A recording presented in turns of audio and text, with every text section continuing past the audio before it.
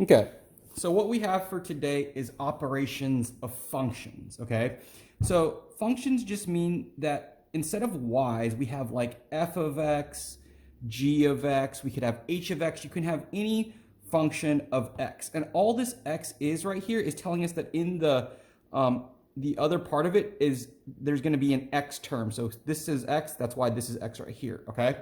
And we're going to be doing 4 operations today. We're going to be doing addition. So we're going to take the 2 functions and add them. That's what this means.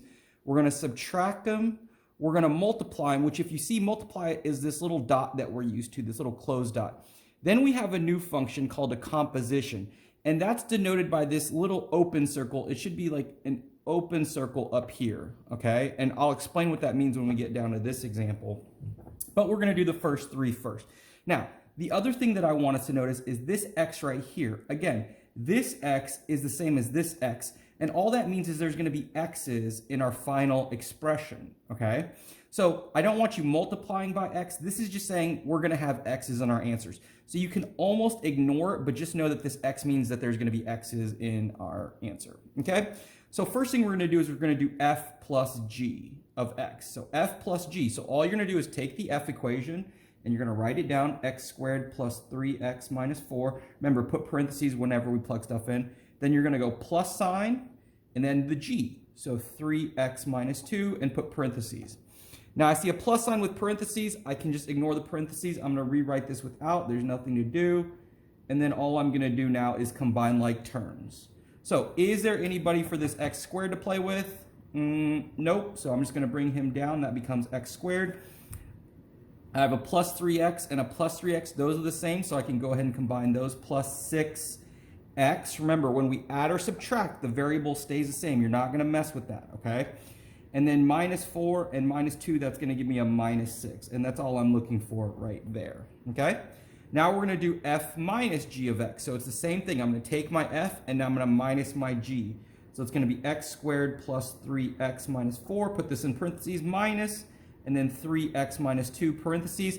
Now I see parentheses with the minus sitting in front. Remember, I have to distribute this first. So this left side is going to stay the same. And this is going to become what? Minus 3x plus 2. And then I'm going to go through again and just combine my like terms. So is there anybody for this x squared to play with? Nope. So he just comes straight down. Plus 3x minus 3x, those cancel out. So that's gone. And then minus 4 plus 2 is going to give me a minus 2. And that's all I'm looking for right there. Okay?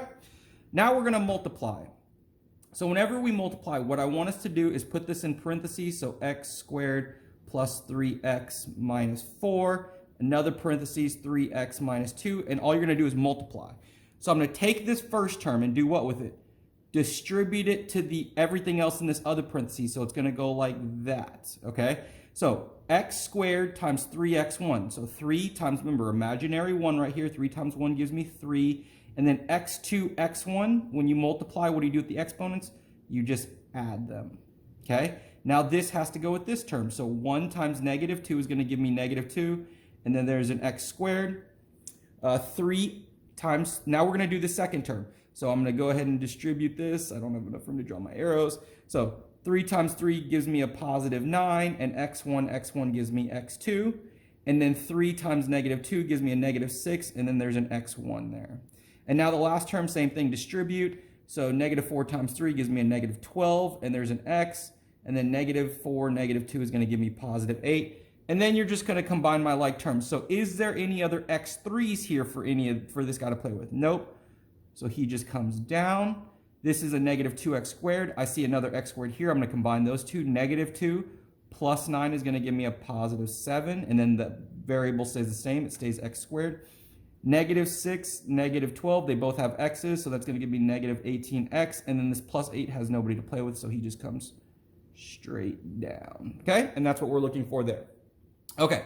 Now this new one, this open circle, it's called a composition. Okay? So first thing you're going to locate is this x right here. So what letter out of these two is closest to the x? Well, it's the f, okay? So it's the f function right here. What this means is this f is going to go inside of the g, okay? So since it's going to go inside of the g, I'm going to look for my g. Where do I see a letter? I see it right here, okay?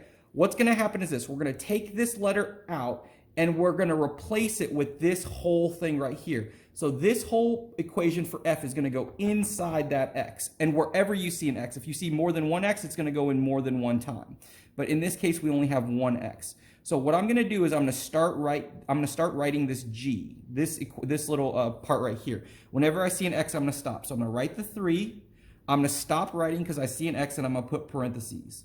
And I'm going to put this whole thing into that spot. So it's going to be x squared plus 3x minus 4. And then I'm going to go ahead and write the rest of my equation. I see a minus 2 right there. Okay? So now I go back to this. I see parentheses with the number in front. Remember, I have to distribute that. So that's going to give me 3x squared plus 9x minus 12 minus 2. And then I'm just going to combine my like terms. That gives me 3x squared plus 9x minus 14. And that's all I'm looking for there. So remember, the main thing is you have to look for what I'm asking for. In our examples on this worksheet, you're going to give me all 4 of them per pair of functions. On the test, we're going to say f plus g, and you're going to have to know that that's adding, and then we're going to give you a subtraction, a multiplying, and a composition. And you have to look at that and be able to know which operation it is, okay? And that's what we got for today. Let's go.